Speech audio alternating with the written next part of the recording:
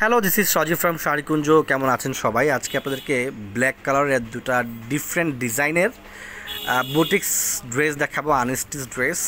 দুটা ড্রেসই খুবই ইউনিক। প্রথম যেটা দেখতে পাচ্ছেন মুসলিমের একটা বুটিক্স, এটা কিন্তু সম্পূর্ণ ফ্লোরাল প্রিন্টের উপরে কিন্তু সুতো দিয়ে কাজ করা।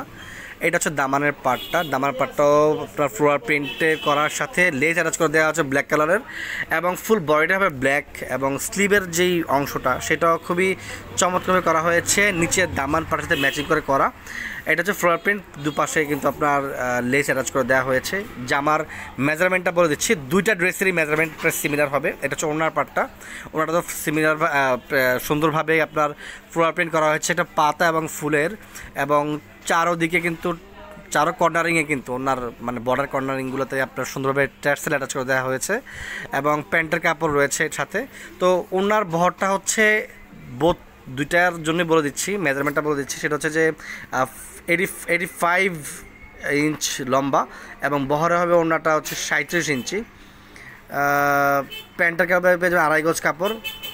জামার লেন্থটা হচ্ছে 45, এবং বহরে হবে পাশে হবে 46 ইঞ্চি। এটা হচ্ছে আরেকটা ডিজাইনের মধ্যে, তবে এটা কোট স্ট্রাকচার একটা ফ্যাব্রিক।